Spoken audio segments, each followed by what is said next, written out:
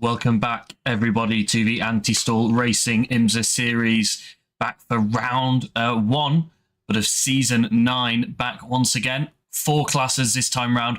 No LMP2, but we've got a Pro and an AM class in GTP once again. 14 minutes each for qualifying. That's bumped up from last season.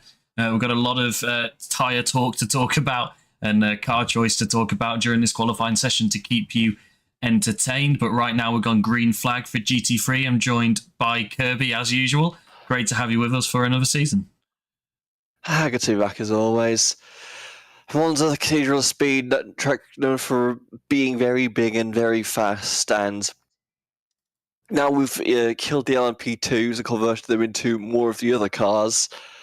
There's a lot of cars on track right now, 29 GT3s by my count.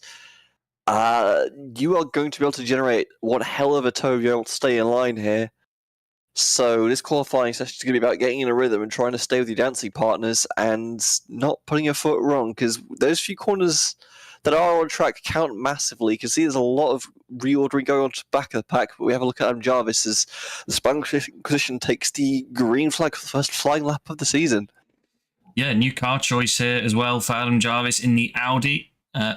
I think all the liveries are showing correctly, but if there's anybody watching whose livery isn't showing correctly, there's been a couple of issues with some download speeds. But yeah, back out in an Audi. Great to see Adam Jarvis back once again. We've got quite a lot of returning drivers this season, as well as a few new ones. Kirby, I know the GT3s haven't really had a tyre rework, so I think we're going to be expecting a similar sort of run plan that we saw last season, but maybe with it trying to slot an extra run in with those extra couple of minutes. Yeah, it depends how you want to do it. You know, we've got an extra few minutes to play around with in terms of time. You're probably going to be able to take that extra reset or run longer on one set of tyres, depending on what the tyres are doing on the track.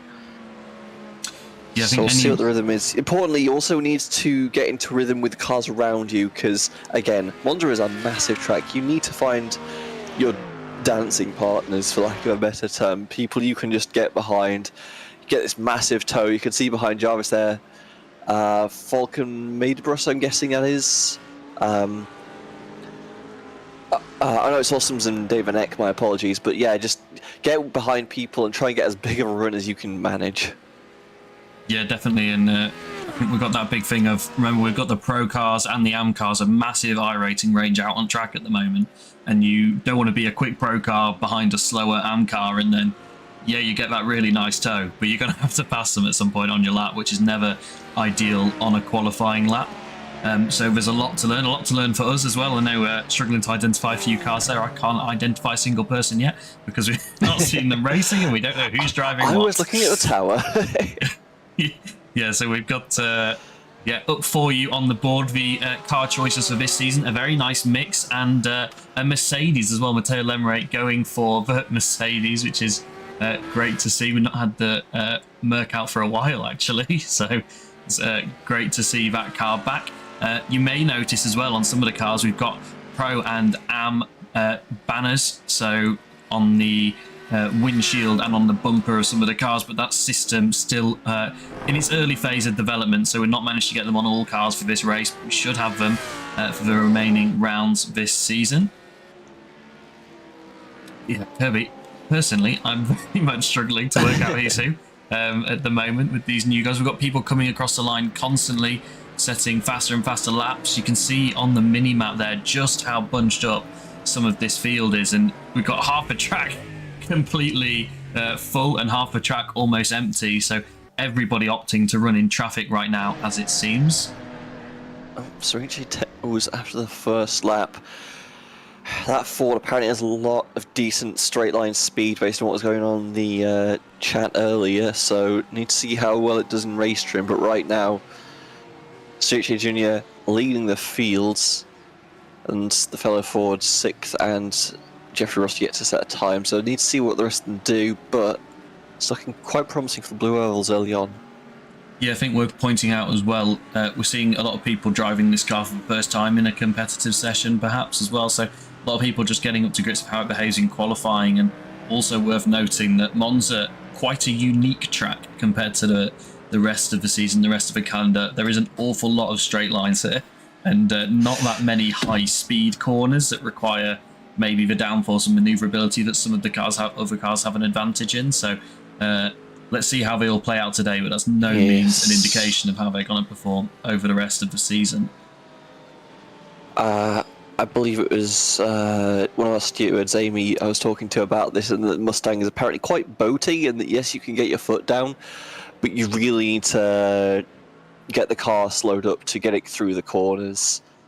So, especially on a track with 2 corners as these, if you need a good lap time, you do need to master these corners as well. So see where the lap time is for some of these cars, as we have the far chasers to reach a no car in front. So the straight line speed is not going to be anything to write home about as it stands. So it needs to be done through these corners. No, and just once think we get how close to the end, we might see how the deltas are looking. But yeah. Yeah, just think about how competitive these sessions have been as well. The last couple of seasons, we've had some very, very close sessions in qualifying. So we can even see the top 2 now separated by less than a tenth, and that toe could really, really be crucial. It doesn't really matter how much you can wring the neck of the car in the corners if you're going to lose a couple of attempts to your rivals on the straights. Also, we're pointing out as well, points are scored in qualifying for anyone that's new here to the Install Racing IMSA Series. Points are scored in qualifying, but those points are split by the sort of subclasses that we have, Pro and Am. So even if you don't qualify on sort of physical pole position in GT3 Am, you can still get the points for pole position in your class, which is 10% of race points. So actually it amounts to a fair amount over the whole season with 10 rounds in the season. So you can make up a whole race worth of points just in qualifying. And as you'll well know, championships came down to a lot less than a qualifying round worth of points in the previous couple of seasons in the various classes. So it really, really runs very close, and all of the points they can pick up in these sessions are worth it. Yes, you want to take points anyway you can get them. Because you have one drop round, yes, but that goes away very quickly, and the difference in race points can close up very quickly. So get your points in while you can get them, get the safe points in, and then you can worry about trying to get some more in race, but make sure you have something to fall back on. It's never a bad thing. As drivers coming for their second round of pit stop, second stint, excuse me. Yeah, just over about halfway mark, aren't we, by a couple of minutes? Yes. So I think this is going to be the last main run for people. We'll talk about this a little bit more in the next session, but we're seeing the GT3s come in for new tyres and refueling. I don't know if we are going to see that in GTP. I think we're going to get people just trying to run the whole session to try and find some tyre temperature. Oh, absolutely. The new model is rather lethal as Vincent Awesome sneaks into P1 in the Porsche.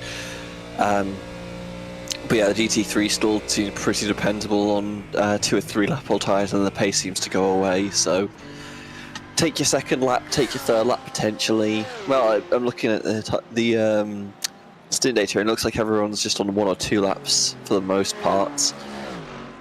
Jeffrey But yeah, Roche then you get the rest of the P8. tyres, you can just get a fresh set on. Yeah, definitely. In these cars, it's definitely worth it. We've seen it make a huge difference in the past. We've got a lot of gravel on the exit of turn 1. That won't be helping anybody, adding a little bit of, well, reducing the grip that's on the circuit. Lots of new names for us in the booth to learn as well today. Just trying to read through and familiarise myself with the grid. Our champion from last season in GT3 Prune, not with us this season, but is planning on coming back. That's Adam Jarvis, who's managed to find the wall. Let's take a look at how that happened. Ran very well in the championship last season. Oh, and just caught the gravel on the exit with his teammate right behind him. Is giving. Well, I'd hope for Jarvis' sake that wasn't too much of a push lap for him, and he was just dragging his teammates around. Yeah, you can see how the gravel ends up on the corner. Monza has a lot of gravel traps very close off the edge of the track, and once you get into them, you can just drag the gravel back on. But if you go a little bit too deep, those wheels don't gain the purchase you need, and around you go. And oh, that's a big kit for Sander Boa. Let's take a look. There's a 4X picks up there, wrong. so there's been contact between these two drivers. Oh no! That's not going to be ideal. Let's take another look at it from a slightly different angle. That's a similar angle, but more zoomed in, but we'll take it.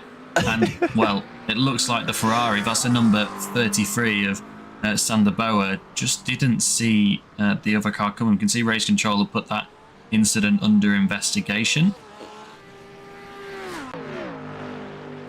We'll wait for confirmation from Race Control what's going to happen with that one. But the driver's back out on track to try and go again if they can get to the line in time. Got about a minute. No, that's completely wrong. Got about 2.5 minutes till the checkered flag. More than enough time. I think even I could do a lap of Monza in 2.5 minutes.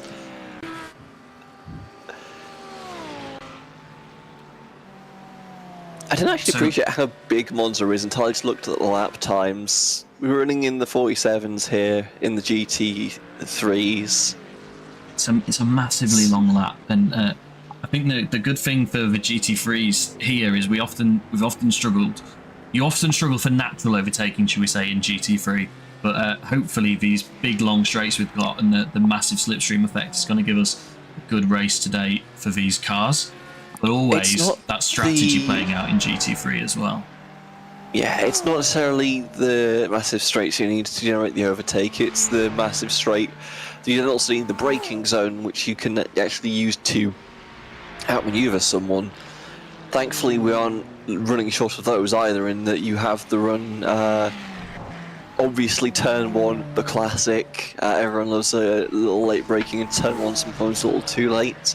But also any send you want into turn 4 or Parabolica. So yeah, pick your poison. You've got plenty of space to make passes on this track. It's actually quite pleasant. Yeah, and I think we are going to see some interesting fuel strategies as well. We were talking about Adam Jarvis and his teammate Oriel Falk up in P3 at the moment. Those two have always been able to pull off some interesting fuel strategies, going one stop less than everybody else, when everybody else didn't even consider the one stop. So the fuel tanks here obviously limited ASR to try and encourage the 2-stop. We're at 42% in the GT3s, and that percentage has been bumped up slightly in the GCPs. We'll talk about that during their qualifying session, but we're going to get some mega racing here, I think, today, and I think we will see some people trying that one stop. If they're in a big sort of slipstream train, we're going to get some interesting people trying to lift off a little bit early, save a bit more fuel. Vincenzo Soroche looking to improve in that lovely looking Mustang on the run to the line. What can they do? The 104 across the line currently sits second. Purple sector on that lap, but it's not an improvement, so it's going to be one more for Vincenzo Soroche, because we've now got the checkered flag for GT3 qualifying. Even if the race control message hasn't quite popped up yet, we should have just had checkered flag at 14 minutes time. I don't know if that message has come through in-game. I got that message. That's okay. That's weird. We got the investigation message from before. Either way, I think the pace has gone away from this track a little bit. The cars are a bit more spread out across the track now, so you're not getting as big a tow anywhere.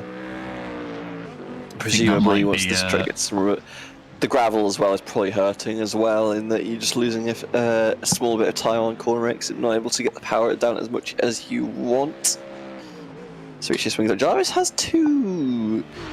What a big improvement for Jarvis there, up to P5. It's just what you like to see. Just as I say, where the track's going away. Yeah, a lot of people struggling to find improvements, so you are right. An awful lot of what we would normally call yellow. This new graphic pack that we're running seems to show from as orange, but a lot of people not improving on sectors. Vincenzo Soroche, though, has just found a purple, but he's followed it by a big moment off the road. How did that happen for Vincenzo? Through the Ascari chicane. Oh, and gets just over the tiny little orange perpendicular to the track sausages that we have here at Monza. Quite a strange curb layout, but they've just caught the driver currently sat on the front row off guard a little bit. But I think that's going to be it for GT3 qualifying. There's no one more driver to come across the line, which has now happened. And wow, Jeffrey Ross jumps up to P5. He'll be happy with that one. He was running very orange for the last few sectors. I wasn't expecting improvement there, but yeah, Ross sneaks into 5th place now. Can you get a green flag? And that is green flag in GTP, Yeah, so our first car's on the way. asking you shall receive, I suppose, but yes, the typical flight of the bumblebees as the GTPs pull out of pit road. And they are led by Jean-Paul Seaman. And ideally, you want to stay in touch with the other cars. One of them's in the grass. I'm not entirely sure how that's happened. Because there should have been a fairly calm pit exit for a lot of these cars, but...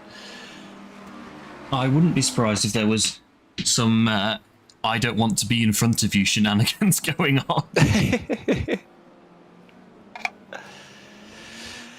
But yes, now we get to talk about hypercar tyres. Because as everyone who's driven these cars, especially at Sebring, will be no doubt aware, these cars are now dreadful on cold tyres. There is no grip, there is no confidence, there is just pain and suffering. They normally take about 2 laps just to get the temperature in them, and they do improve a little bit more as the run goes, but you need to be able to get through these laps to just have any chance at getting lap time. Like, you will just gain 5 seconds by doing a lap.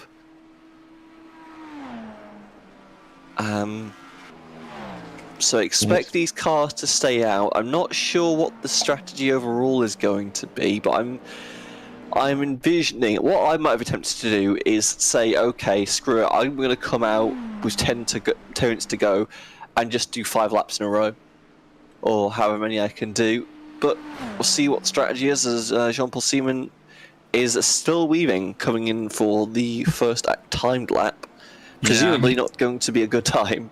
No, we had even last season, didn't we, on the first lap of GTP tyres, some drivers significantly quicker than others, but that was just because some people were not doing a warm-up lap, and then it was a huge difference that we saw, and we also saw huge improvements from first to second lap. So I don't think we can really judge anything too much from this first lap, just how different people are trying to get that tyre temperature into the car, and maybe if some of the cars are going to do that better than others. And yep. I don't really, not sure what the track temperature is at the moment. I'll see if I can get that up on screen for you. 41 degrees Celsius, 25 ambient. So nice and toasty then. Yes. Which is going to be pretty helpful for these drivers try and get a bit more temperature into tyres. It might not be what they want for the race, but it will be helping them out in this session. There we go. We can see on there for you 41 degrees on the road and 26 in the air. But it does mean the track is awfully slick, so not as much grip as some of these drivers might want. Needs to be careful getting the foot down. Ooh. Wrong button. Right. The wheel. So let's see if Jean-Paul Seaman can do us a proper lap this time round as our first push lap in the BMW. We've not spoken about this yet as well, Kirby. Look at that beautiful mix of manufacturers that we've got this season. We've got BMWs, Cadillacs, Porsches, Ferraris and Acuras. That is just what we want to see. That's every manufacturer. It's been a while since we've had that, and it's even when we have had that, it's just been sort of one Cadillac or something like that. But yes. We've got a decent mix of multiple cars from each manufacturer, which is going to be great to see. And hopefully, if we've got some sort of variance in performance on different tracks, we can see some of these guys being absolutely mega on some tracks, and then other drivers able to come back at it a little bit more, and maybe some people able to manage the fuel and the tyres a little bit better than others. It's all going to be mixing it up a little bit. I think as well, Kirby, what is going to be very interesting in the GTP field is who takes tyres, because I think last season some drivers were taking tyres, whether they took 2 at a time or all 4, because I think you can just about do all 4 on the fuel tank size that we run. So it's going to be interesting. I don't think anyone is going to take them, But it could be very interesting if somebody does and the tyres sort of fall off at the end of the race, which is unlikely. But if we have an interesting race with the extremely high track temperatures, it could happen. The more likely scenario is a wet to dry race or a dry to wet race. And if we've got wet to dry and someone tries to put the slicks on, and these are ice cold slicks, miserable. That's going to be absolutely chaotic. Oh, no thanks, I choose life.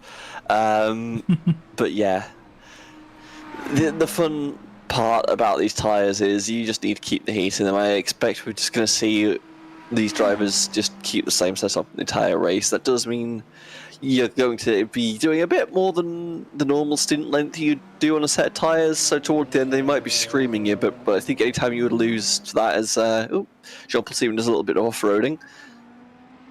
Tyres still not quite where he wants them, presumably, if he's going off like that, but yeah, just keep the heat in the car as long as you can. I think these should start to be representative laps now, as these drivers have had enough time to get some heat in the tyres, but we'll see what happens. I'm just paying attention to see if anyone comes into the pits. Samir Rashad's come into the pits on his second lap, but I think that might have just been a performance issue, shall we say, as Stegeman, excuse me, is off track briefly. Carl's just trying to find the balance again. This track is that's 42 degrees track time now. This track is going to be very slick. I'm not sure what temps these guys are practicing in, but this is presumably very suboptimal conditions to drive these cars around in. So perhaps seeing a few drivers slip around a bit more than they perhaps would want to. You should be mindful, maybe back it down a smidge just to make sure you can get your lap in, because you need to keep it within bounds for it to be a valid lap time. It's a decent spread from first to 21st right now, about 6.4, well, exactly 6.4 seconds, but once we start getting some actual flying laps in, that gap should crunch very quickly, so all to play for still, and it looks like everyone's just going to run it dry to the end. Mayer to the top.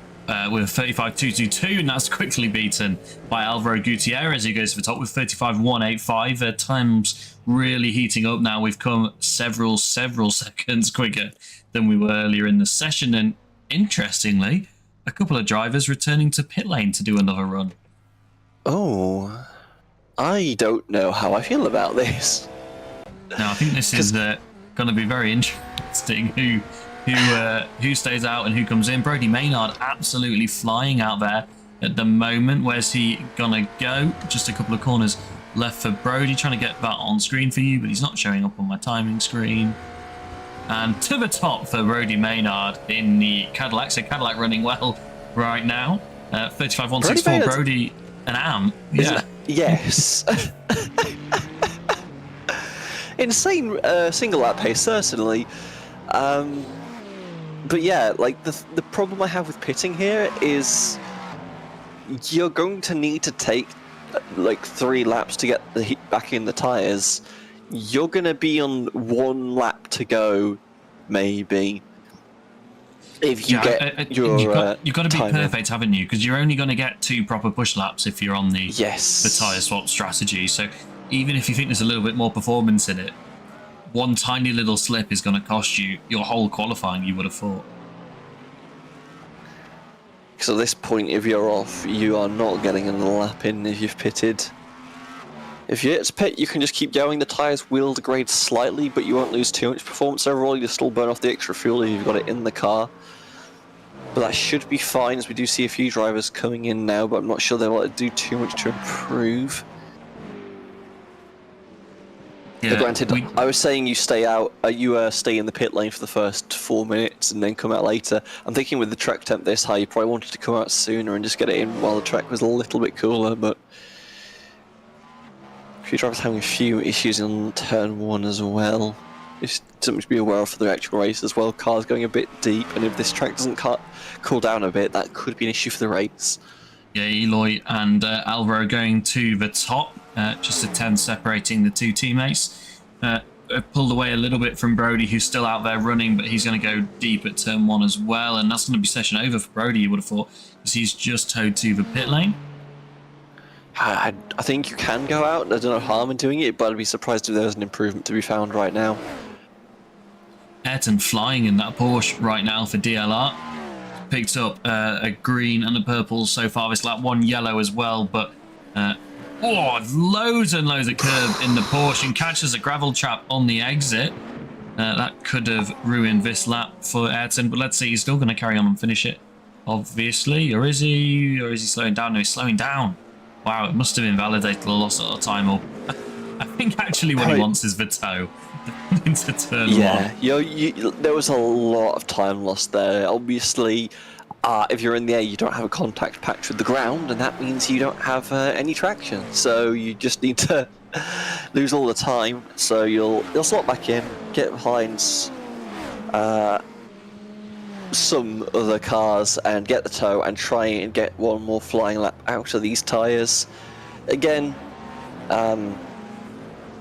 performance might not be the best, but they'll be better than the fresh set of tyres at this point in time, so your best bet is just to stay out and try and get something done, as Car's pod's looking very slow, just trying to find a gap, presumably. I think he went on straight on at turn one and he's just trying to slot back in a nice little gap. So all done safely, which is what we like to see, and that's what race control likes to see as well. Are you familiar with the... Oh, go on. I was going to say, are you familiar with the Wii Sports bowling sound effects? Absolutely. I'm seeing a lot of cars go off at turn one on, optimal tyres. Yeah. We're going to put these cars on cold tyres. Yeah, on we've half spoken an out lap. We've spoken about the cold tyres in qualifying. We've not really mentioned how it's going to affect the race, apart from the potential for pit stops. But yeah, lap one is going to be very sketchy. I think race control has stressed at GT3s to leave about a 20 to 25 second gap to the GTPs. Otherwise, they risk sort of catching them on lap one. Hopefully, that won't be a problem. Get a car off in turn one. But yeah, it's not going to be ideal for these cars. I believe we should be set up for a full formation lap. Deliberately. Just had a big moment.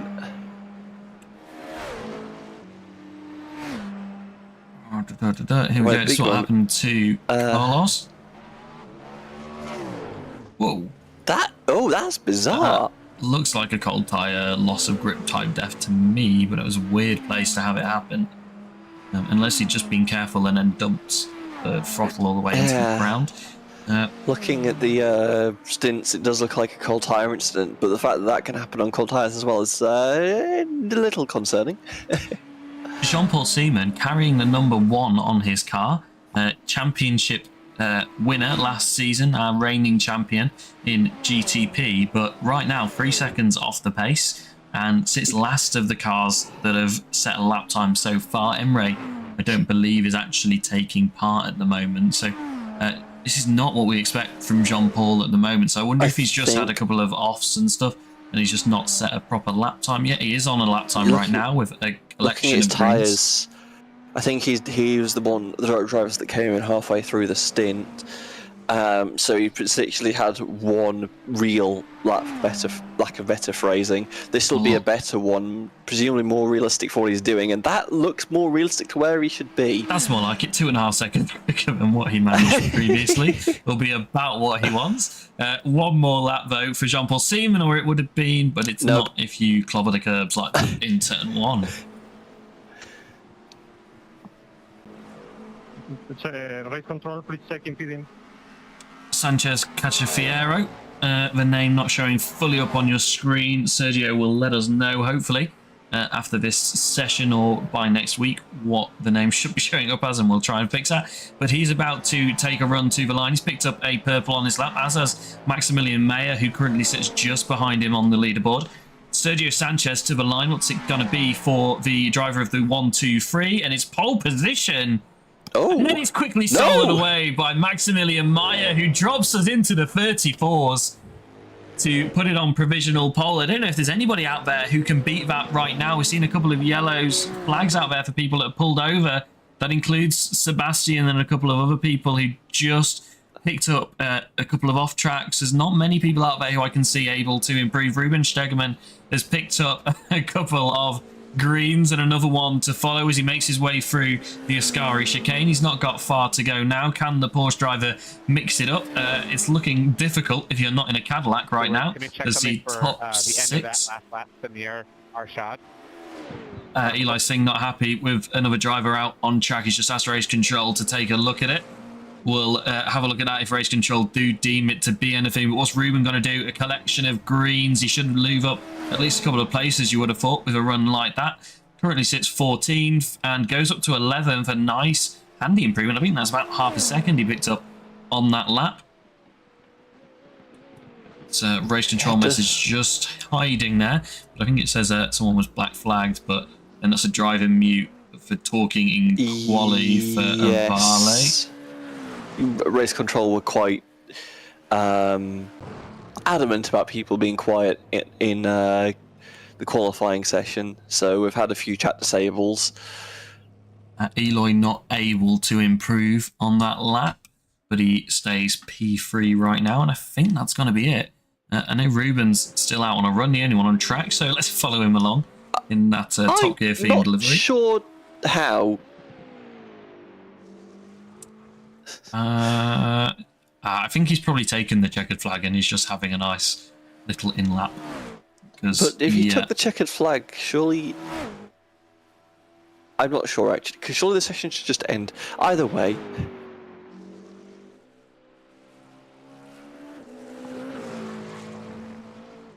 The session should time out shortly, and then everything is fine. There we go.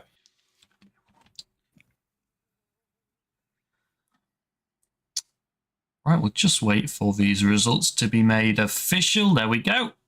And we're into warm-up. And what we're going to do is go to our results page, and we're going to run you through GT3 Pro. This is always interesting. Me and Kirby trying to go through the standings anyway, with our very English accents. Let's see if we can do any better with some of the new names we've got. I'll take the first hit. If we can get these results to show on screen, and there we go. In GT3 Pro, Vincent Ossam's... oh no, let's just go through GT3 all as one, shall we? Yes. If we can.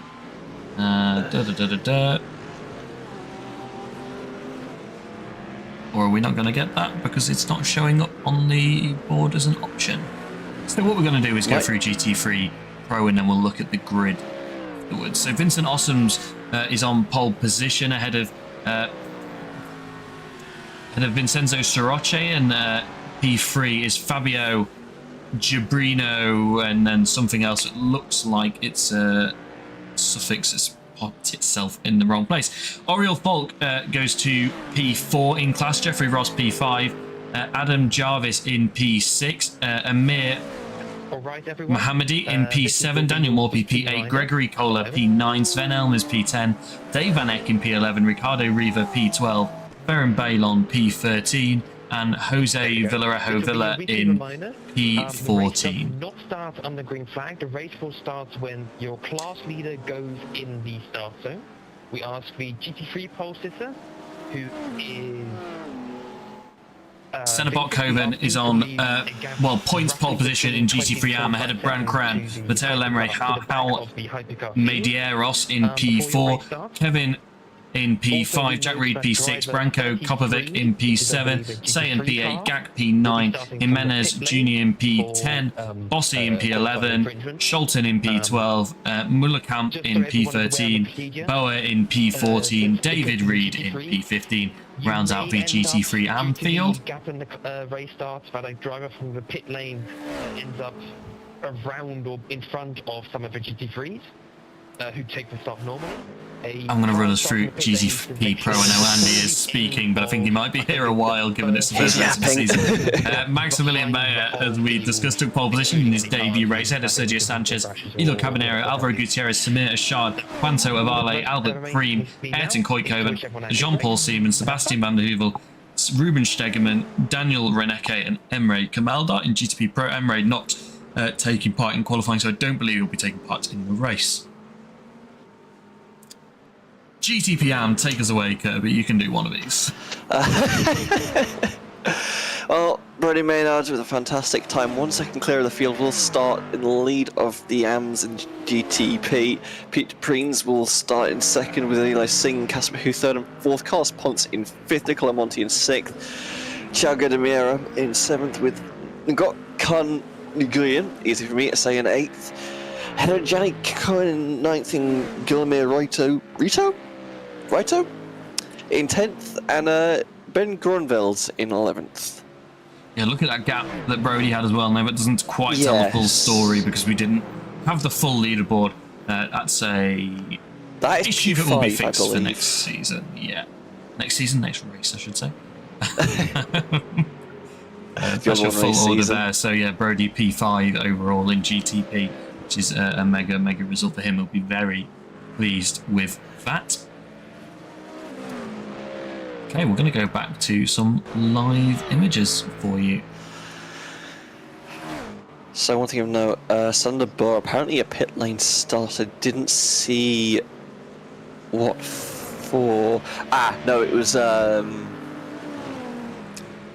causing a collision. That would be the incident we saw in qualifying the GT3s. So pit lane start for one of these cars, probably not the worst thing in the world, because it does mean you're out of the way for the start, which certainly not a bad place to be. But if all goes smoothly, then you are definitely on the back foot.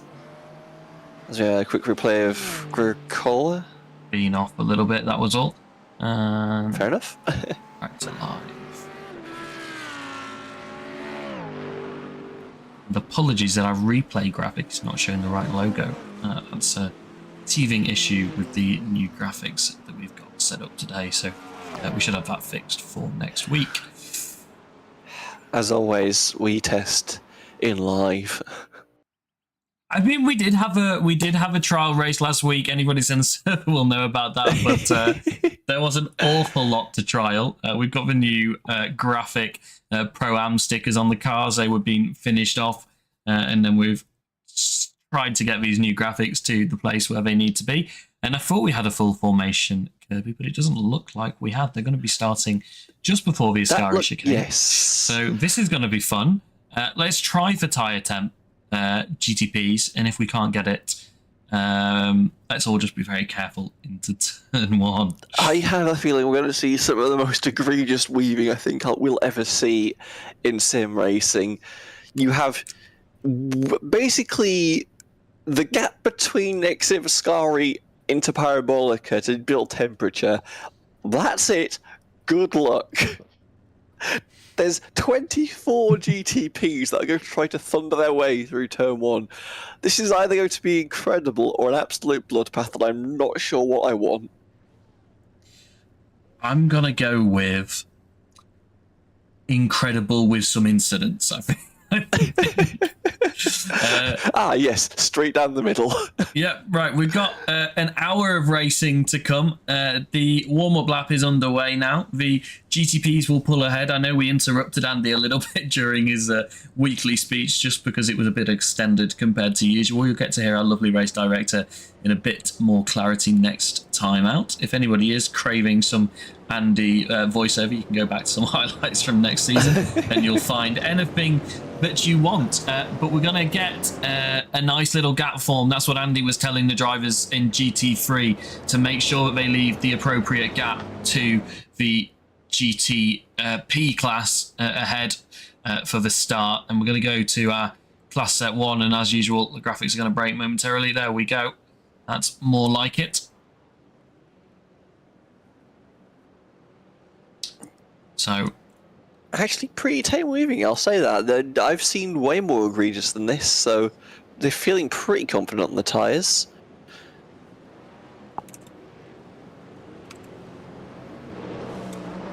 So here we go then.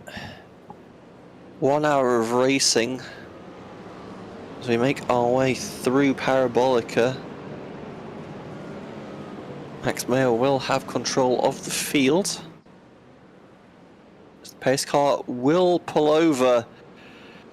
It is the 9th season of the Anstall Racing IMSA series, and the green flag flies, and we are racing at Imola? God damn, I ruined everything. Monza down into turn 1.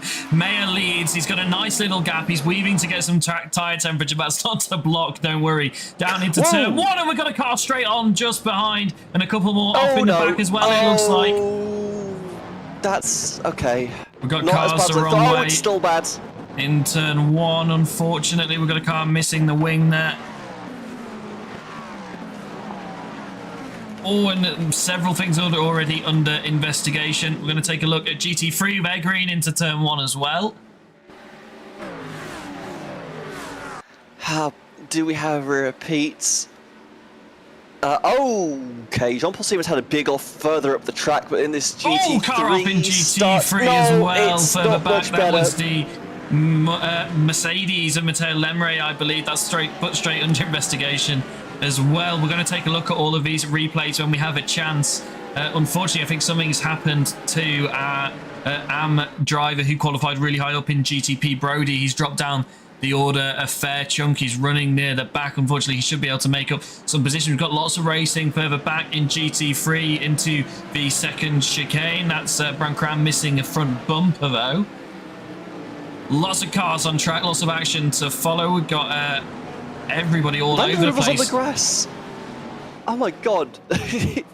Sorry, Unable trying to find a way past the car, grass. missing the rear wing. He's going to get another one as well. That's worked out nicely for Sebastian up to P5 after starting a little bit further down the order, but he gets loose on these cold GTP tyres. He can't get the power down through Parabolica, and the Cadillac is back by him, and he's defending now from one of the Porsches as well.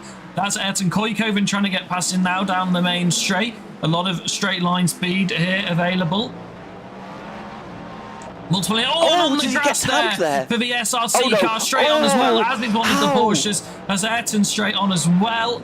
No tyre temp in these GTP cars, both of them making it through the runoff safely and rejoining in the race. We've got a spinner just behind as well. I think that's Eli turn 1, Singh, is it? Yeah, we've got more people off here as well. And that's Brody at the back in the Cadillac just trying to lay the power down. These cars just don't have the tyre temperature right now to get away with anything at all. Multiple incidents already under investigation, as we've said several times already. Jeffrey Ross looking for a move into turn 1 in the Mustang. Can he make anything work on Fabio Gabino? No, he can't, not this time round. We've got a GTP trying to make their way through the field a little bit further behind as well. Would that be John Seaman? He had an off. I can't see what car that is. Too wide on the exit of the first chicane. We're on the run now through Curva Grande into the De La Roja chicane. Can anybody make a move stick in here? GT3 starting to spread out a little bit, and by GT3 standards, that is still separated by only a couple of attempts. Anybody that has picked up damage can take advantage of their fast repair in this phase of the race. If they choose to come in, they're probably going to try and stretch it out a couple more laps, because then they can make it to the end on one more stop after that. We've got a lot of people lifting for slowdowns in the background there as well. That's not going to be helpful. And this is a race lead in GTP. No, it's not. It's second and third in GTP. Gutierrez trying to make his way past his teammate just in front of him as they make their way past Matteo Lemre in the Mercedes, I should say. Gosh, that was a lot of action for one lap. It's a good job we don't have 3 classes anymore. Brody Maynard trying to make a move on Ruben Stegemann for P17 overall in GTP. That move's not going to work. We're going to keep on the overall classes at the moment. We'll look at Pro-Am a little bit further in the race, but there's too much action. Mick Cheyenne, Are we going to go yellow? We've got a track blockage really there. Staying green, says race control. We've got an awful lot of incidents to look back through, and we will once the on-track action has calmed down. Jesus Jimenez trying to hang on to the car with no front end. He can get it to the pit lane. He might be able to make it to the end. That'll be what he hopes. This is a wild first few minutes. Cars off everywhere. Cars into each other everywhere. Daniel Renette defending from Sebastian here, the Cadillac driver for PCF Racing. And Sebastian's got a mega run here, using the traffic to his advantage, laid the power down nicely. And why are we not following this more closely? Here we go. No, that's an onboard. Sebastian on the inside of Daniel Reneke. Can he make it work? Yes, he can into Parabolica. This is what he did last time, but then he couldn't lay the power down. Can he lay the power down nicely? Positions the car at the apex, and he's going to lay the power down unless the Cadillac can get back by him in a straight line. Porsche driver now runs P5. He's separated those top running Cadillacs. Pete Preen's here looking for the move on Eli Singh, the American driver in the Cadillac.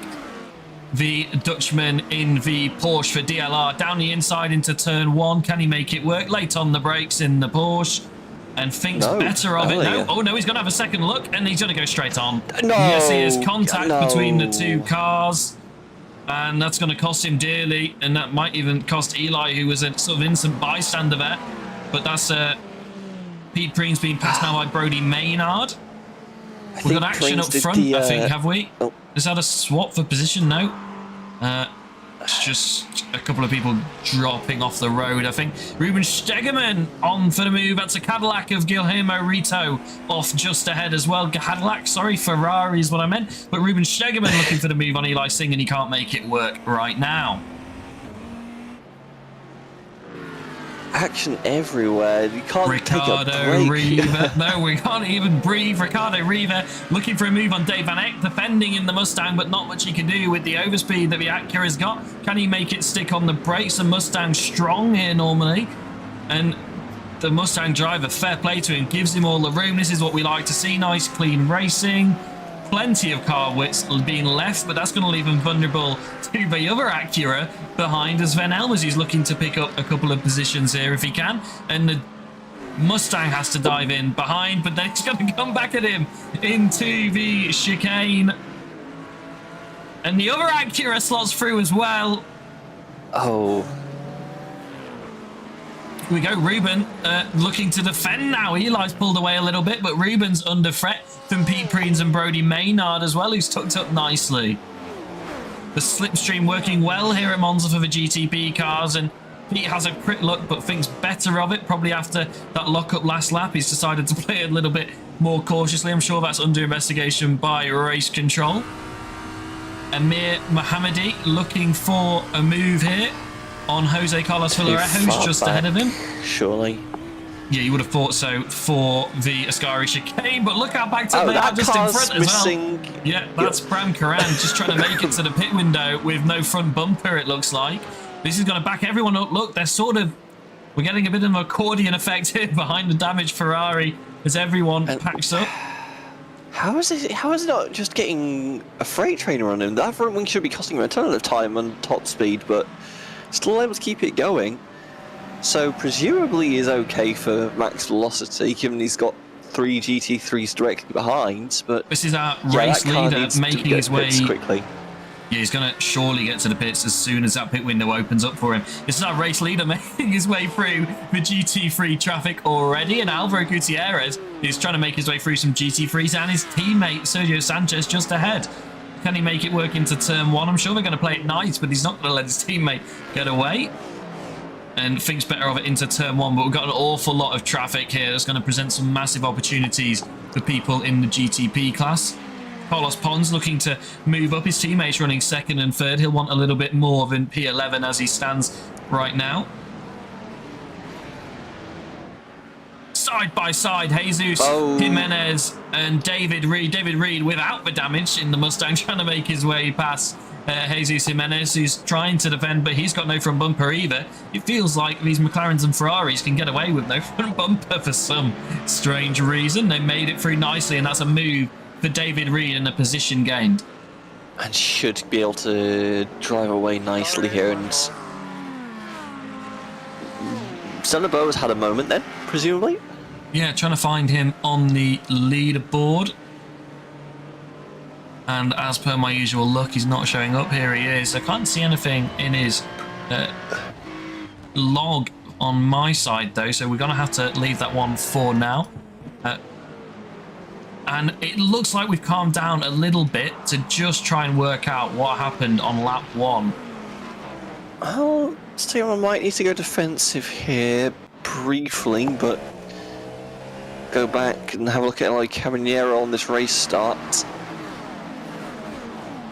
I don't know if he's going to have a little bit of turn 1 bowling moment here. Is it Eloy who had the lockup and had to bail out? And that wasn't what caused the main incident.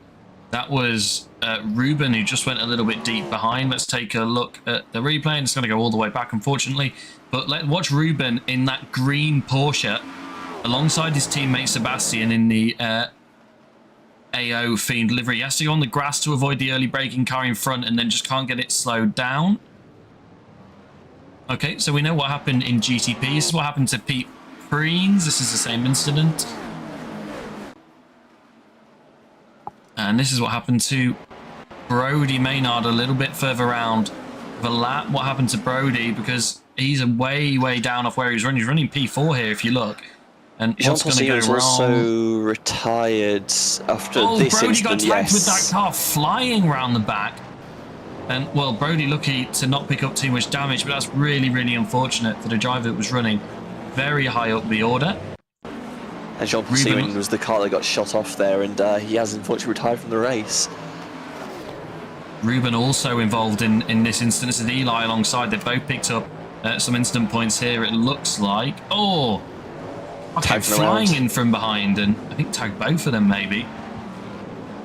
Trying to work out what happened in GT3 as well. Ferran Balon had an incident on lap 1, and he went straight on there. That is technically an incident. This is what happened in...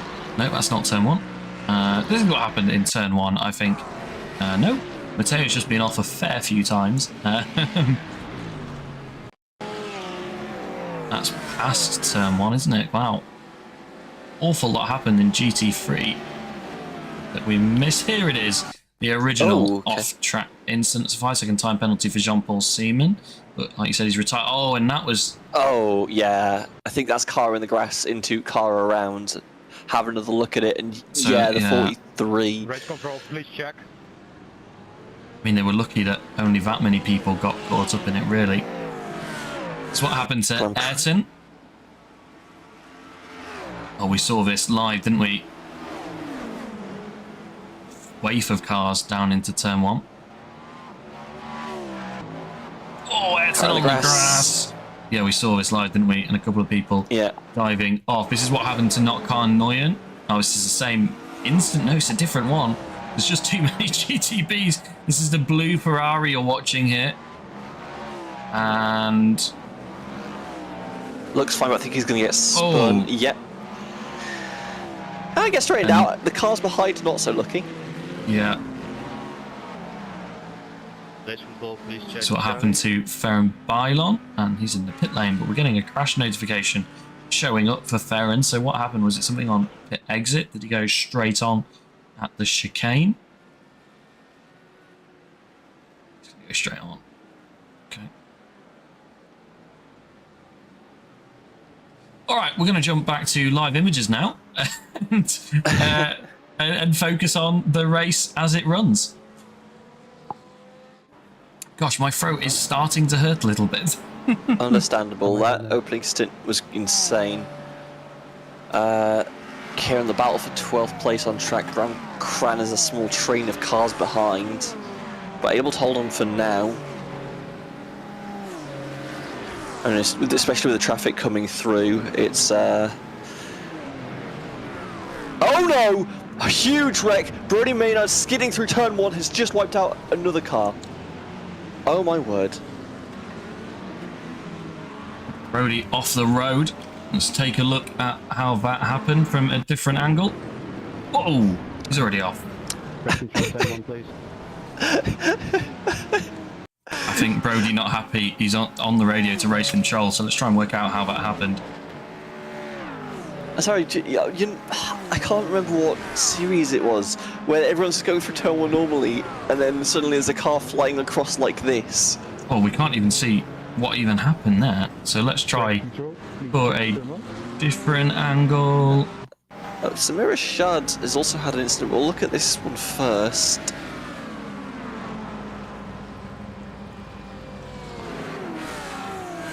Everything's going normal.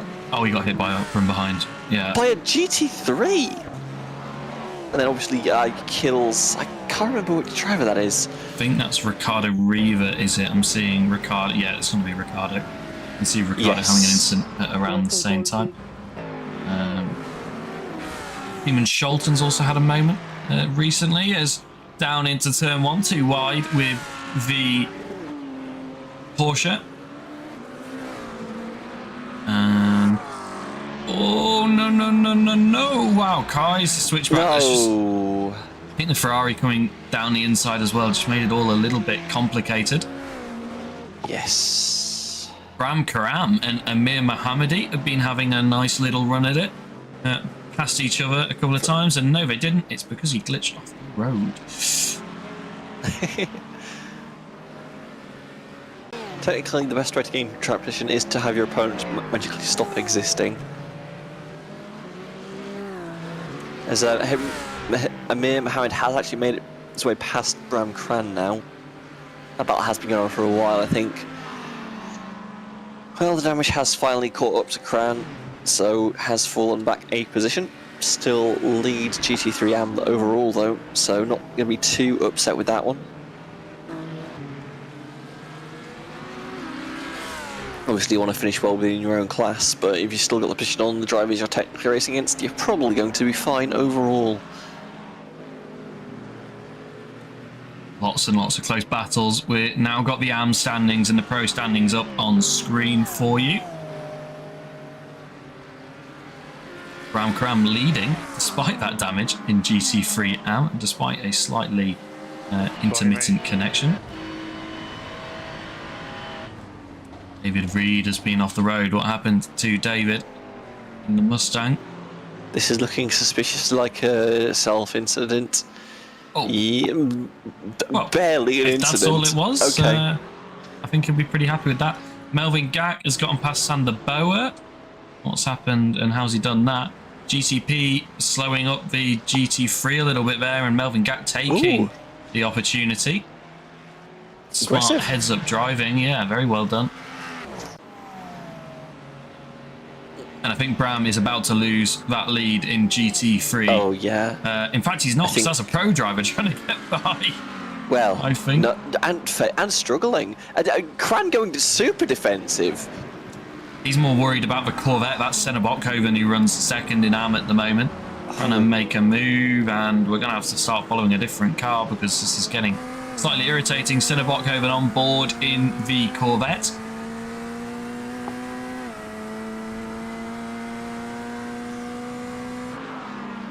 Just want to try and close up here because obviously, as much as well, Off that's the not road the for line, Yanni Johnny. Kokkonen. No, that's not what he needs.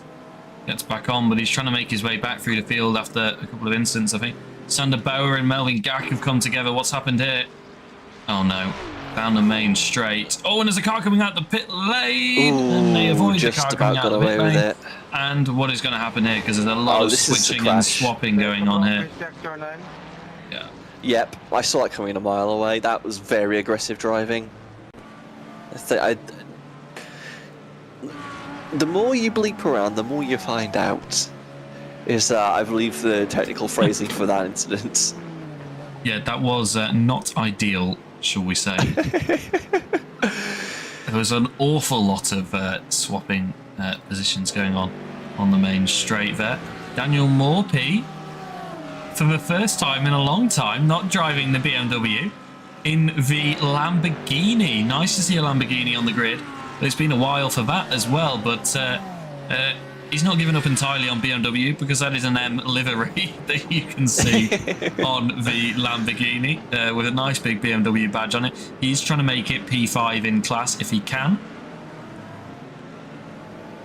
Currently stuck behind Fabio Jabrino, but so far doing a good job actually, keeping it 5th, 6th. Going to be a reasonable point stay, and especially with how Jack chaotic Reed this race down has the been so inside far. in the Porsche, trying to make a Ooh. move for P3, sorry, in GT3 Ampras Kabofic. Makes it stick. Very nicely done there. Yeah, nicely done in the gold GT3. Trying to stay ahead of the slightly more yellow BMW. And it looks like he's got the move done, and he's pulled a nice, sort of reasonable gap. So we're pretty happy with that. But that's not an ideal run through the chicane. Yeah, and that's got Branko Kapovic, how you want to pronounce that, right on the rear bumper, and he's not going to be too happy getting checked up on the exit like that, so might be inclined to be a little more aggressive next time through. On board with Jesus Jimenez with no front bumper, we'll go to Oriol Falk instead. Because Oriol Falk is involved in some sort of... there we go. It clicked on the wrong car. There we go. Daniel Morphy was closing up there, but he's... it's a 20-second time penalty for Matteo Lemire. Oh. I believe that'll be for the turn 1 incident on lap 1. Yes, I believe I believe Matteo he in was the the car Mustang on that the went on the grass. grass, yeah. Yes. Which would, fair enough, race control. I see you. I think Morphy might have a look here. Is Gutierrez chasing Sanchez? We've been in lockstep for quite a while. Ooh, that is a very slippy car there for. And Morphy nearly made it Lamborghini. work, I think, but Yeah. it's just he's just a couple of car lengths too far back on the exits to really make it is sick. a cursed livery. Jack Reed to the pit lane, and that will be for a fuel stop. This is a little early, I'll say. Normally we have about 22-25 minutes worth of fuel. Well, I will If point you out, want it, fairly new to the series, isn't he, Jack Reed? So maybe not on the same page as all the other drivers who tend to run that first fuel tank as long as they can, but it's nice to see the strategies being mixed up a little bit. Jesus Jimenez is getting a little bit impatient here, you'd have to say, behind the BMW of Gerwin Muellerkamp. He's just been on the back of this bumper for a couple of laps now, and he really wants to try and find his way by, and I think he's going to try for the move into the De La Roja chicane, but he's just not quite good enough on the brakes. But the BMW goes deep. Slip. He's going to switch it back. They're going to be side by side into Lesmo 1. Arve and João Medeiros, sorry, is going to run it a little bit deep on the brakes and get the move done nicely. And the BMW can't match him on power. what I'm discovering today is that you really just don't need the front bumper on these GT3s. The cars without them are doing more than fine in terms of actual race pace. Getting this lap. It's Maya, the So, leader, yeah. calling that he's pitting in this Ooh. lap. 5 seconds clear of the field, so he's got nothing to worry about right now. So I think just trying to make all the GT3s around him aware that he's pitting in. And Still a little stays early, out. but this is... Okay, I guess we're playing games now. Yeah, this is about where you'd want to pit. It's 22 to 25 minutes fuel tank for a lot of these cars. Maybe you're running a little more rich just based on how much on-throttle time you have. I'm trying to find what Falk and... no, Falk's in. Daniel Morphy stayed out. Jarvis is in as well. Sebastian, Daniel and Morphy's Nicoli all the in only GT. GT3. Yeah, Morphy's done a GT3 that stayed out so far, but yeah, this is about when you'd expect all these drivers to come in, and they have come in spades. Well, we used to So see Morphy presumably- stay out a little bit longer as well. But given how rich these cars are probably running, I suspect... oh, Melvin Gatt got black flagged. Was he just in the pit lane? I want to check his... You could check his race control race log. I'm not loaded into that I at the don't moment. have... Not loaded into that either. Okay. No, I see the black flag. I couldn't tell you what for. I don't know if it's a speeding penalty or an incident points penalty. Oh, hello. No, I can tell you, it is an incident point penalty for Melvin Gack. Hitting the limit already. Wow. 18 incident points, which is a drive-through penalty. Avale looking for a move on Singh in the AM class. And a GT3 out of the pit lane, and this is all going to get a little bit close, and everyone kind of gets away with it. It's always a tight squeeze there when you got another car you're trying to battle. So you don't want to give up too much time to the car in front. This here, just inclined to squeeze a little bit harder, and that can just make it feel a little bit tighter than it perhaps needs to. Max Meyer has come in, as has Sergio Sanchez, as Aloy Carabinieri, Alvaro Gutierrez, Casper Hu, Carlos Ponce, presumably Prins and Grenveld with the remaining cars that have yet to pit. This first round of pit stops. So stay with Eli Singh. No immediate pressure from behind that chasing car, not in the AM class. That would be Otto Vale trying to get that position on track, but... Senna Bokhoven Oh. for the move, for the lead. Brown Cram trying to defend in that newly repaired Ferrari. Oh, and there's contact as Senna runs a little bit deep. Cran straight on the radio to race control. He knew what was happening straight away there. The GTP flashed his lights. He's not happy at what's going on in front of him. But I don't think Senna will be too concerned about the worries of a GTP. And we're going to get GT3 and GTP action here, are we? Into turn 1. Yeah, Medeiros does a good job there, just backing out a little bit. Tries to set up for the offset on the exit, can't quite get the position, but it's a good attempt there for the BMW driver, trying to make something happen when all the traffic runs around him. Casper Hu and Nicole Monti, this is the lead in GTP. Casper Hu in the BMW defending the inside line.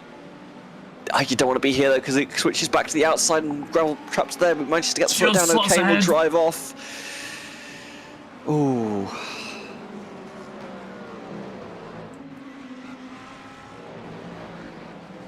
Well, there's an absolute cluster fight going on. Yeah, this is Jimenez trying to get past Powell just in front of him, who's trying to get past David just in front of him, and that's the GTP Brody Maynard trying to get through, and that's not gonna work for all three of them. David Reed ends up the worst for it, slides all the way down the order. You can see if we can get another angle of what happened. And, well, you have to say, the GTP was there. Yeah, just gets squeezed a little bit. Reed ends up with the gravel, and he's just going to slide back until he loses another position on track. You can see the overtaking car in the back of that shot. Race control still on those early lap incidents, because that's lap 2 don't blame them. That we're seeing the message for now. Messy early incidents. Eli still on the defensive as they make their way past the Lamborghini.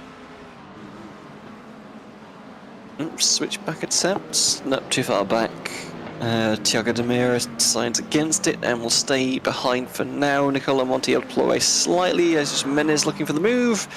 Tries the outside, presumably is going to struggle as he gets very deep on the brakes. Well, I say that, and yet I have a sneaky suspicion. Yeah. Yes, sneaky suspicion Jimenez was gifted that position. I suspect Medeiros just didn't want to fight that too hard in the end. Side by side again for the lead, and Monty is through. I don't think we're done yet though, because they're still very close, and they're probably going to have a decent run here. No, and do you know who's caught the back of them? That's Eli Singh on the back of this battle. So these two have lost a little bit of time with their battle, and Eli's ready to join them, fight for the lead. All three of our podium sitters within a second of each other. And that's going to change when the GT3 is going to split them into the Ascari chicane. You're blinking. Senna on the road to warn Bran that he's blinking. I think Senna just hoping for an intervention from race control there. We're used to this in all sorts of racing. Just trying to get race control on his side. Thermocode fallen off. The back of Bromcran a little bit here actually. Bromcran's done a decent job of just keeping that car point forward at all times. Vinicius Riche. Sorry, wrong Albert replay. Preem's having a wonderful time in the field. Albert Preem making his way past a car that's just flown off the road, and that's how he got past. Yeah, that was past Ben Groenveld. So nicely done for Albert Preem. Didn't have to do much work, but just keeps it cool.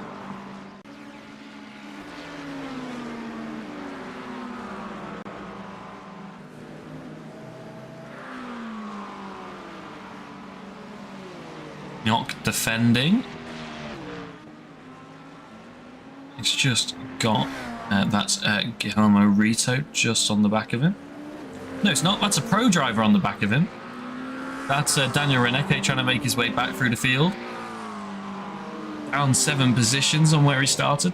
Being caught up in a couple of moments. Fuento Avale here getting involved. Getting held up by the Corvette. And that's going to give Eli Singh and they're free wide down the back stretch. Just all keep it on the road. There was a couple of wheels at least on the grass there.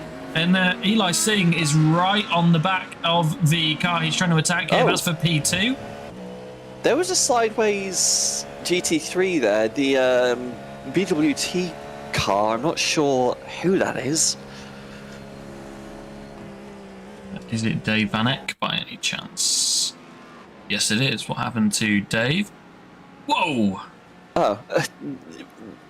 GT3s can take some amount of cover, but I have a sneaky suspicion that might have been a bit too much. I think he's found the limit, but found it in a not ideal way. So, Eli here is not on the back of Casper anymore. He's on the back of the pro car. Oh my word! Who he's trying to get by and runs right up to the back of him. I was sure we were going to have a pile-up there. Who Avale and Singh are in a lockstep with each other. They are right on each other. I think if one of them slips, they're all going to end up in each other's lap. But for now, it is very close, very tense racing. And it's not doing my heart any favours. Daniel Reneke has made his way past Notcar Nguyen. What's he going to do? And just gets better drive out of the Ascari chicane. You can see the slip there from Nguyen, and at that point, it's very hard to contest on a... This is the shortest run, essentially. Oh, this is Carlos Valero getting past Dave Van Eck, but that's just Dave Van Eck. Found himself quite in the easy wall. to do at that point, yes.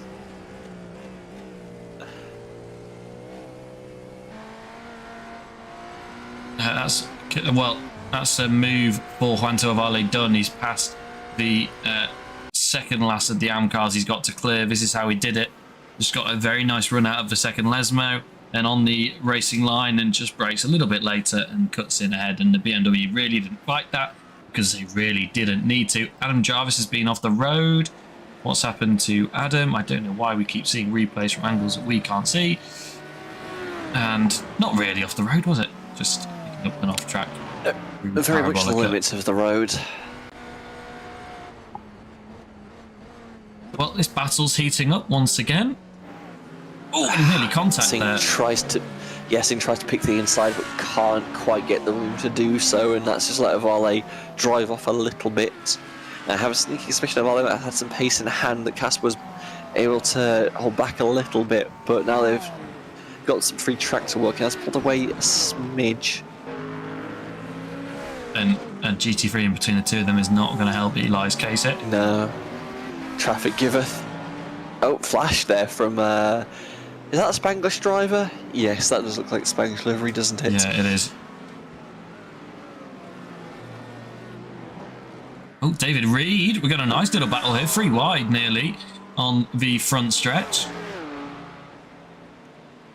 It's a case of when you want to take your move though, because you want the toe down the straight, but you need to be alongside under braking, and you're right now alongside with a Ferrari potentially, and that Ferrari just could dive down the inside. Oh, and the Mustang gives him plenty of space. And drives off the road on his own, and that's going to consume a little bit of traction. That was very nice done there by Reed though. Managed to get very nice deep on the brakes, held the line around the inside of the second corner very nicely, and lets the Ferrari driver make the mistake. Thunderbird will fall back a bit and won't be too happy with it. Back on the... This is going to shake stuff up, all this traffic. Oh, yes. You can see they're just trying to weave in and out of the traffic, trying to get a little bit of extra toe wherever they can take it. What was that? That's Casper Who. Contact with the Audi. Eli Singh held back. I was about to say he's trying to set up the run out of turn 1. Turn 2, sorry, but that's not going to work for him because there's going to be contact with cars in front. Casper Who's going to be careful. I'm not sure he wants to fight this position too much, otherwise race control might take a look at it. Senna Bokhoven's just done the fastest lap in GT3 AM as he tries to get past Bram ahead. And that's a move done for Eli Singh. He'd been hunting him for a while. The gap had been jumping up and down occasionally, but that's the move done for Eli Singh. He's just got to try and pull away, and Casper Hu a little deep behind again. Turn 1 Monza is the place where hopes and dreams of good racing go to die. What happened there? Casper looked like he was making a safe move, suddenly he's getting clipped in the rear quarter by GT3. Senna Gives up looking the for the move position to here. the car who's chasing.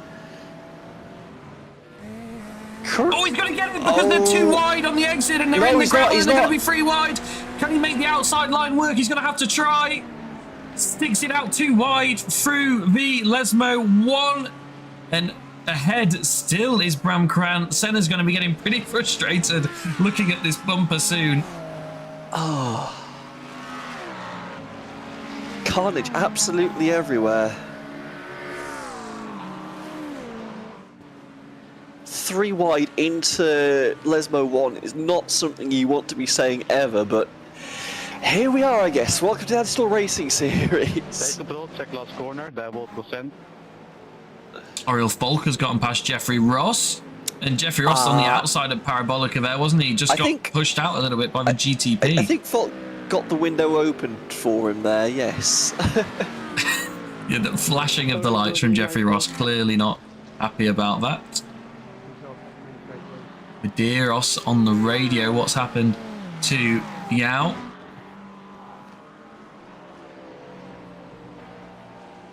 And, well, I don't think that's the incident. So... It's looking very tame right now. Yeah, I'm not sure. Oh, 3 wide nearly in GTP as we go into Lesmo 1, and they're still 2 wide as Pete Preen's trying to get past Carlos Pons. And this is a pro driver that's mixed in with this as well, isn't it? That's Samir Ashad in the Ferrari. Yes. And it was Casper Hu for a second, and the rear quarter was under even more threat. The pro driver gets ahead, and the 2 AMs are going to still battle it out. Brody Maynard as well. He's on a massive charge. He's only just past last lap. Samir Rashad behind, or a couple of laps ago, and he's now on the back of the next car. He's trying to make his way back up onto the podium. And if you look at the gaps the way they are right now, that could definitely be doable. But a man who started P5 overall, got caught up in the incident on lap 1. He's been on a recovery drive ever since. Can he make it work on the inside, down into turn 1? Mega on the brakes from Brody. He's been rapid all day. He was so far back on the straight, still manages to get it perfect on the brakes, gets the car slowed up perfectly, and slides straight past Thiago de Mera. Can't complain about the result, but my God, it looks ridiculous. Jeffrey Ross trying to make his way back past Oriel Falk after he was shuffled off the road by the GTP. It's one of these awkward GT3 moments where you don't really get that many good runs. You can normally get enough speed to get alongside someone a little bit, but actually getting a move in these GT3s can be quite challenging, and that's something Senna Bakoven's becoming very familiar with.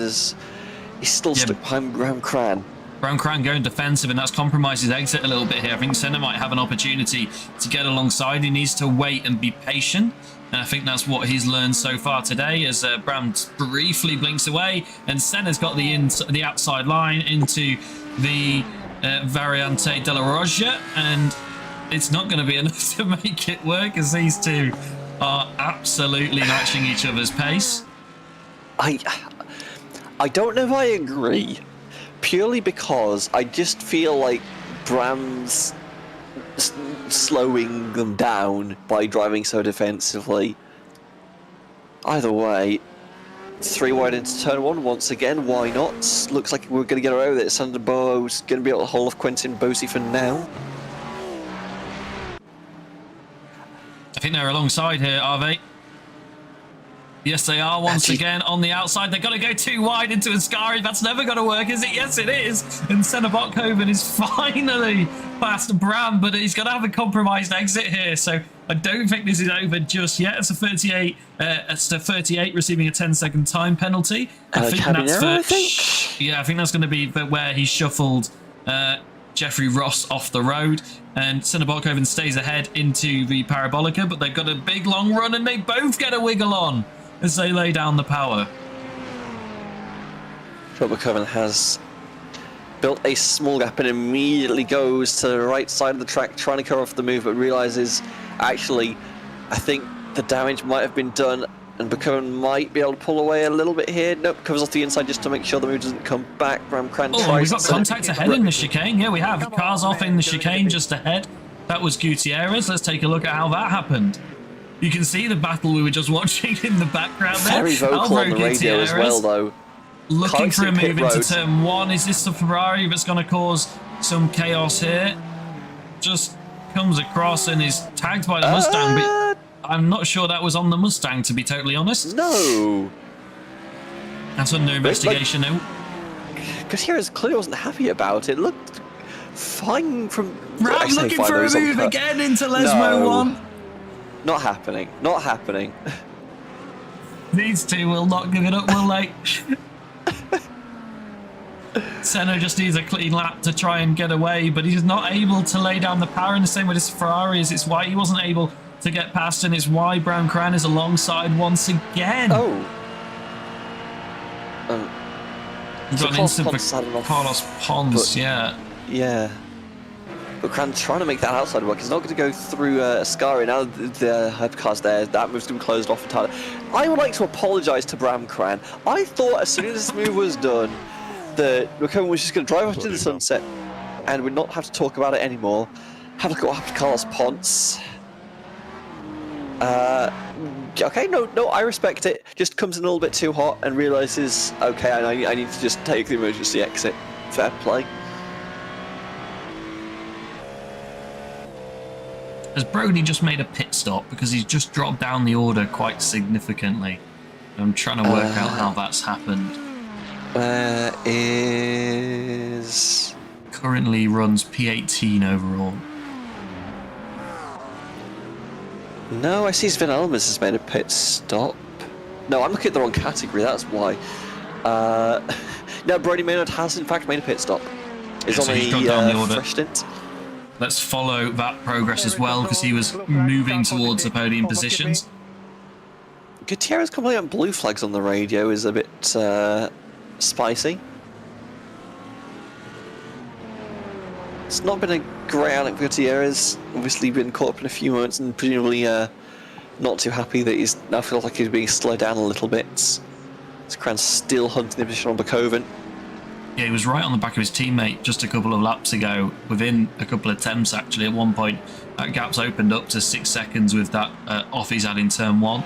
Probably kicking himself a little bit for that. He's lost touch of his teammate and will have lost that nice slipstream as well. Was maybe hoping to use less fuel than him and then undercut him, underfuel him in the stops, but that's not going to work if he's 5 seconds back from his teammates. He'll be trying to recover that gap. This has calmed down a little bit now. And that's a relative term because they're still separated by just over 2.5 temps now. But yeah, relatively calm compared to what they've been over the last couple of laps. But it's not over, is it? Because Bram is just picking up such a mega toe. I think the problem with these two is they're on such equal footing, actually. And whoever's in the toe just gets such an opportunity to make several overtakes a lap. Side by side, though, here, a little bit further back. This is Kevin Kuiper's first race in the series. He's alongside Sander Boer, returning driver, as the Porsche GTB is trying to find a gap to come through, and that's not going to work. And well, the GT3's been pretty compliant there, actually. The Sander Boer holds on. Decides against it. That's Ruben Stegemann and Ben Groveland having a little battle. Ruben in the Pro Class trying to make his way up the order. I think we might see them come into pit lane. There's been a lot of takers the last few laps. We are about in the window, so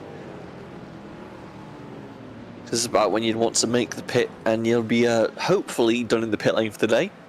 Oriel Fault defending from Jeffrey Ross, who's managed to claw back the time that he lost within a couple of attempts once again, but can't make it work into Ascari. We have seen it work for one driver, but it was very, very nip and tuck, and I think you've got to be brave to pull off that move. Bokhoven on the radio calling for ooh. blue flags. That's in GT3 AM because is that Bram back by after blue flag car has got in the way? Race control will not be very happy about that if that is the case. We've got a car. That is David Reed, who is, I believe, a lap down to these drivers. Yes. It's, Senna understandably not happy if he's been held up. Yeah.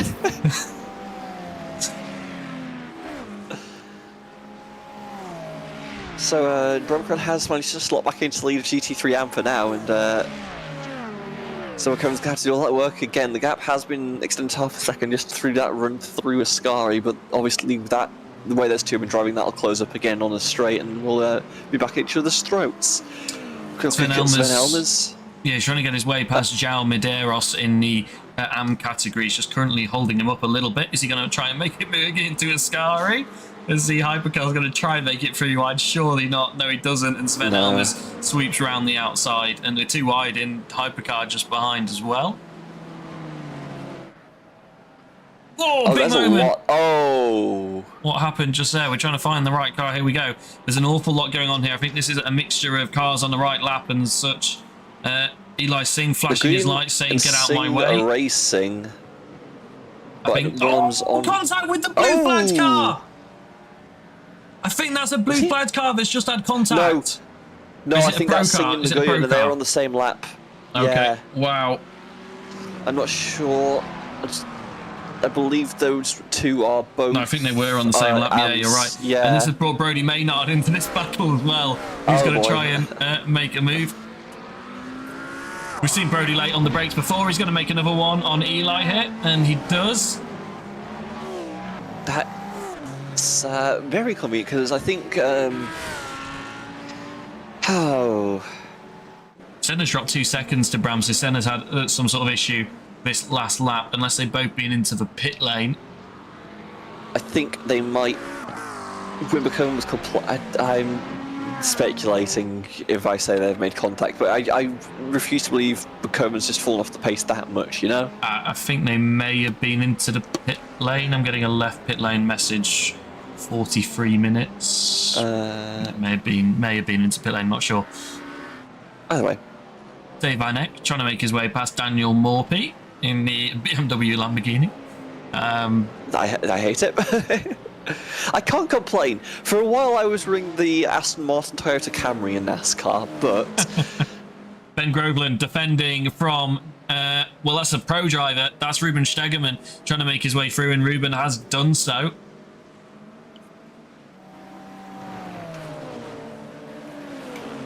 Yeah, Brody Maynard engaged a driver in this battle.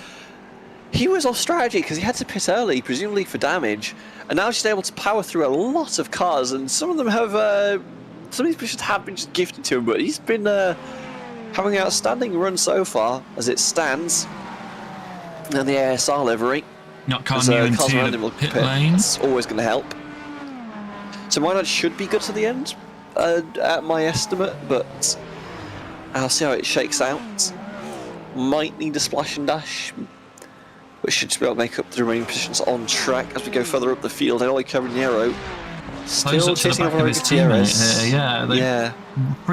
Second, third, and fourth for Go Esports. It's going to be a pretty good result if they're able to run as they are right now. I will say for Max Meyer, your standard Install Racing IMSA series, in which we have a bunch of action everywhere, and the GTP Pro leader has just gone into Narnia and won the race. Have a replay here of Rito, yeah. Getting a crash message for him, so I'm not sure what's gone wrong here. Oh, is he gonna... No! Oh. Wow. Okay, and I think because he's out of fuel, he has to take the tow. Please don't reverse it. Please don't... No. No. I mean, he did it. Race control might not be very happy. But he did I'm not happy. I had to witness it. Avale looking for a move on Daniel Reneke. The man on a recovery drive down 9 places from where he started.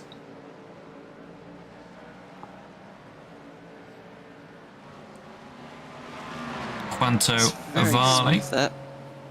Yeah, he's just tucking in behind him, waiting to make the move work on the AM driver ahead.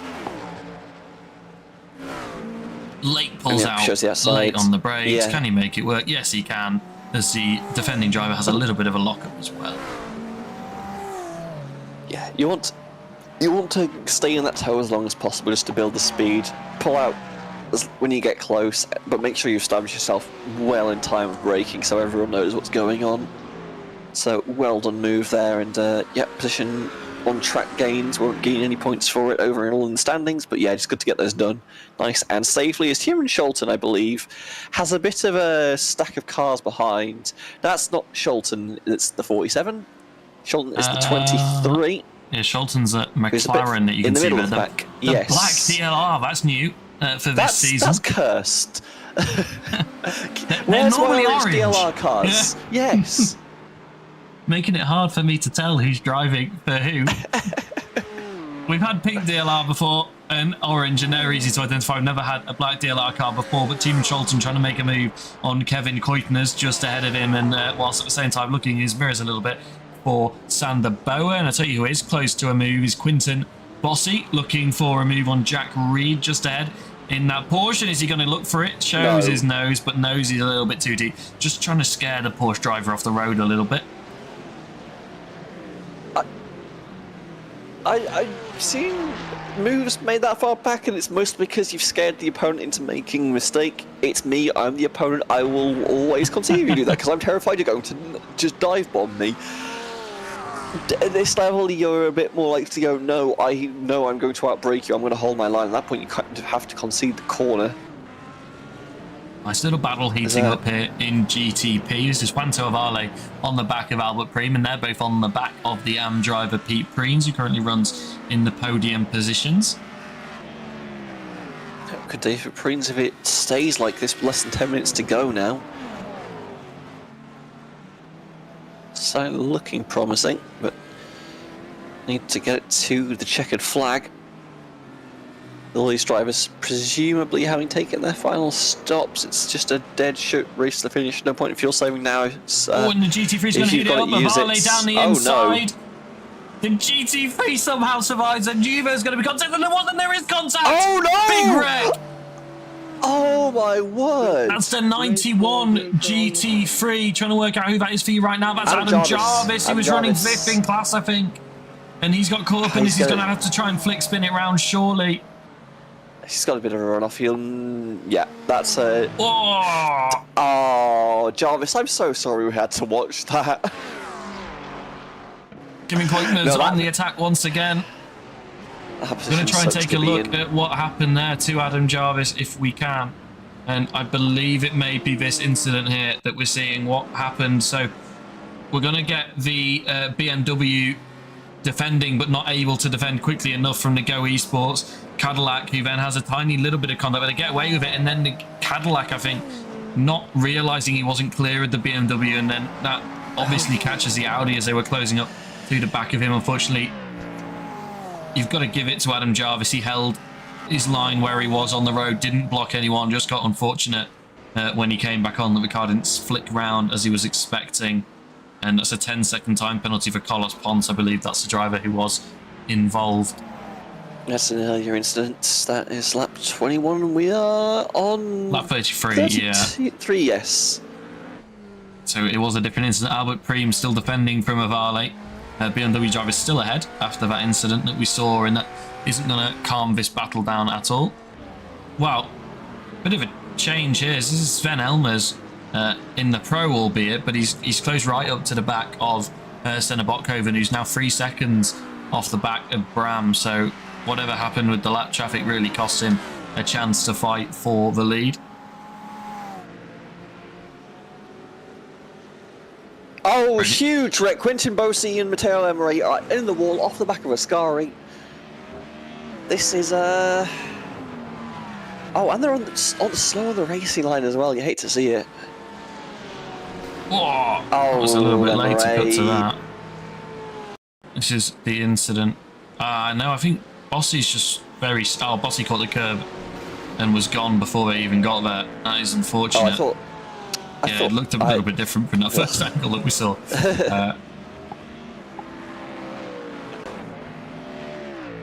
Bossy trying to get it back to the pit lane. And look at that, GT3 Pro, we've got to fight for the lead. Vincenzo Soroche just a couple of attempts behind, and Brody Maynard just a couple of attempts behind Thiago Demira, looking to move up into P4 in class. Podium might be a little bit out of reach now. It did look like he could potentially make his way up to the podium places at one point, but still, let's see. he's gaining. It's not completely out of reach Yeah, yet. two of them have just put half a second on Pete, haven't they? Just ahead of them. So, and it's all going to get a little bit hairy in the exit though, as we've got the BMW now getting involved as well from the Pro class. There's 5 minutes left, but we've seen how aggressive these cars have been all day. So, ooh, that's going to get a little bit dicey. This is the leaders in GT3 Pro, but they're now trying to make their way by.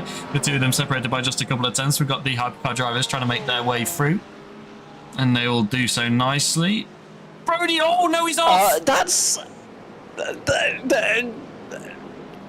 There's a chicane, Brody. You're supposed to take the chicane. In the background. Oh! That was the P2 runner in GT3, but he kept it going in a straight line somehow. I wasn't expecting to see that car come back on in one piece. What the hell happened there, Vincent Soroche? Let's take a look at how he ended up that far off the track. Oh no, it's going to be a hypercar, is it? No, he just clobbers a curb and somehow kept it pointed in a straight line.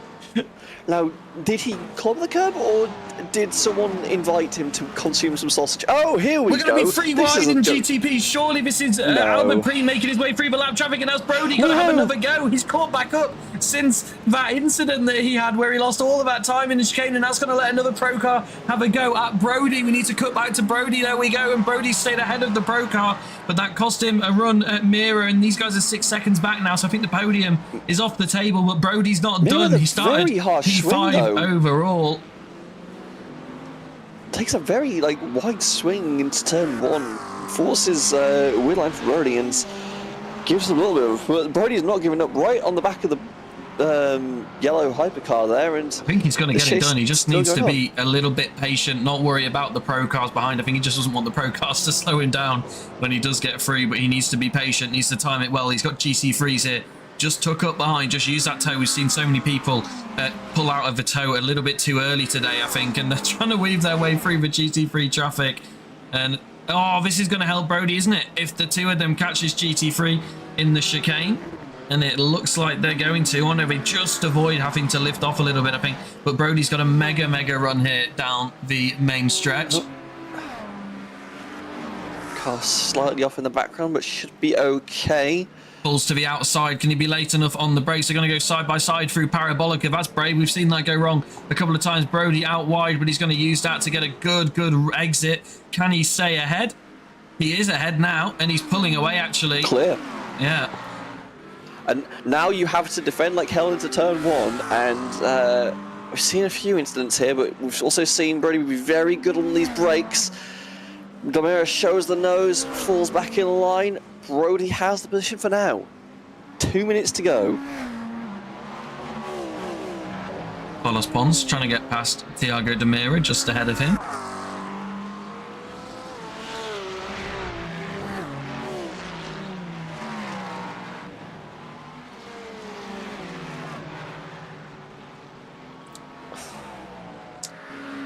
We've got a couple of laps to go here now. These final positions to be battled out. Maximilian Mayo, we've not really seen him all race in GTP Pro. 16 seconds ahead of the field. He's mega pace, and it's going to show the other drivers the level that they need to be at. And I think some of them are going to come back punching next week in Brazil.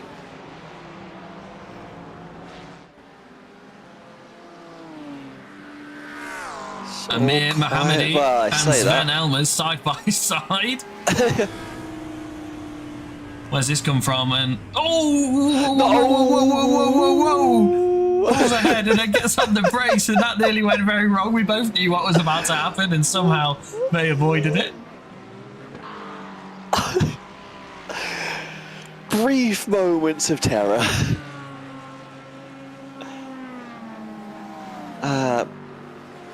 Jesus Jimenez looking for a move to put himself P4. defensive too from the Audi of Gerwin. Don't know if you need to do that for your Mullen count, but just for you're seeing less confident on the brakes than the McLaren driver behind, but still managed to get a very good exit in the Audi. Pulls away a little bit, time ticking down now, trying to find where the 25 is on track. So that will determine when the race ends. There is Max Mary's in turn 2. So he probably has had a white flag, I would assume. Timeout has hit 1 hour. As soon as that hypercar takes the checkered flag, the race will be official. So you've got 1 or 2 laps left for a lot of these drivers to try and figure something out here.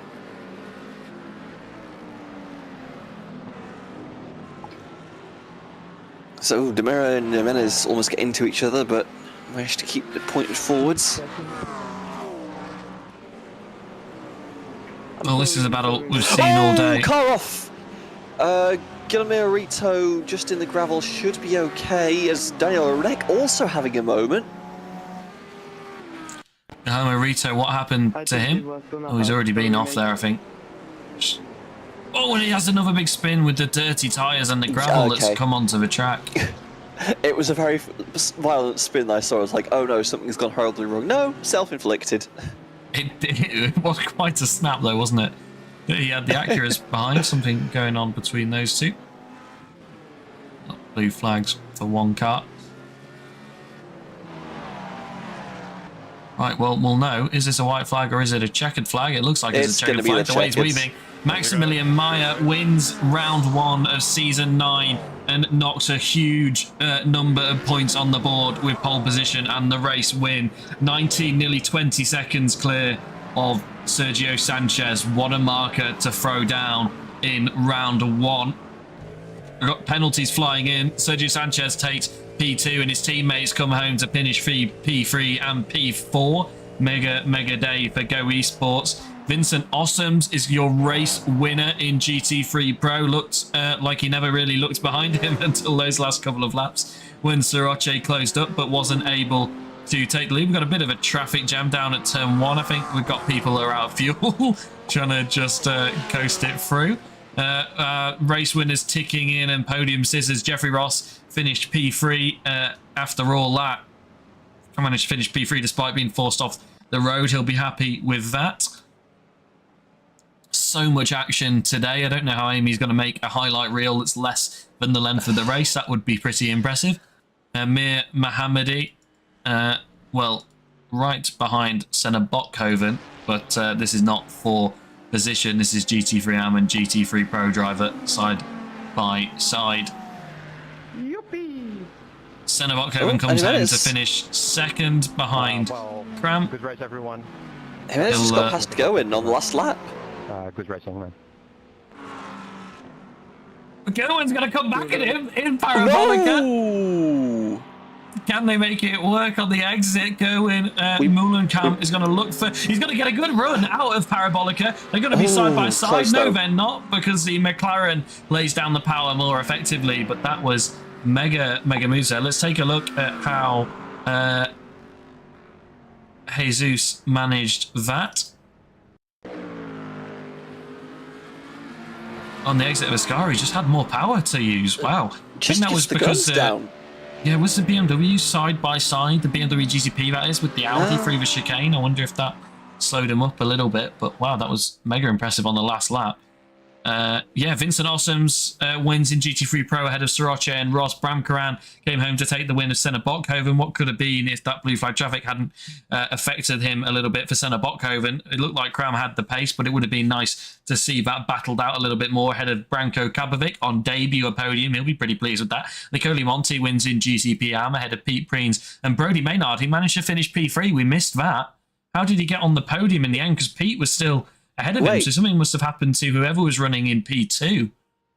I'm trying to find a Brody Maynard overtake in the log so we can work out what happened. This is Brody Maynard getting past Thiago da Costa Miera on the last lap. That was... And da Costa's out of fuel, I think. Surely. What's happened to da Costa? He's lost an awful lot of time, but he's still fairly good on the power, No, so but I'm that not would- really sure. No, but the cluster was P4, no? Or at least on track. So who? Oh, Ponce. Ponce. I can't remember where Ponce. Either way. Yeah, I'm not sure what happened there. We might need to go to the replay to figure out what happened there.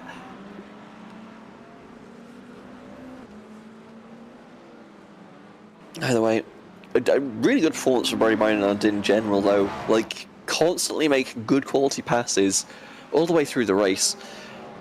Didn't put a foot wrong. Very aggressive under braking. A lot of good overtaking, and yeah, just a really good job overall. Gets a podium for his Jules as well, so yeah.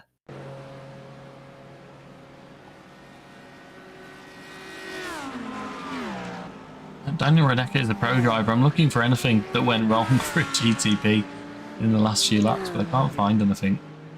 I'm sure we'll get some information. That is something that went wrong for a GTP driver, certainly.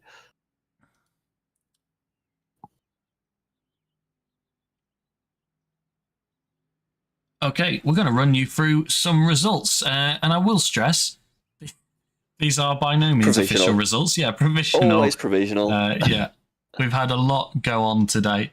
Let's take a look at today's results. GTP Pro, Maximilian Mayer, like we said, won that race by just under 20 seconds. Mega performance from him. Then it's Go Esports in first and second. Sergio Sanchez, Alvaro Gutierrez, Eloy Cabinero coming home in P3. Sebastian van der Heuvel in P5 with a pretty quiet performance. We saw a little bit of action from Sebastian at the start of the race, but fairly calm after that. Ayrton Kooijkoven came home in P6. Ruben Stegemann in P7. He had some good battles today. Albert Preem P8. Juanto Avale P9. Samira Shard in P10. Daniel Reneke P11. Jean-Paul Seaman and Emre Kamaldal not making it past the first lap. We had an action-packed first lap with these cold tyres in GTP. GTP and Nicoli Monti won the race. He wasn't involved in much either. It was kind of a runaway drive for him in the BMW. Pete Preens came home to finish P2 for DLR, and Brody Maynard in P3 for Anti-Stall Racing after starting P5 overall. An incident on lap 1, dropping to the back of the field and then carving his way through the field to finish P3.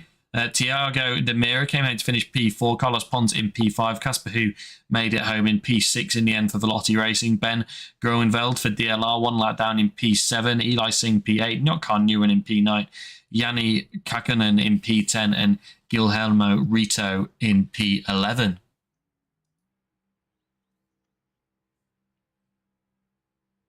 Kirby, I'll let you take GT3 Pro.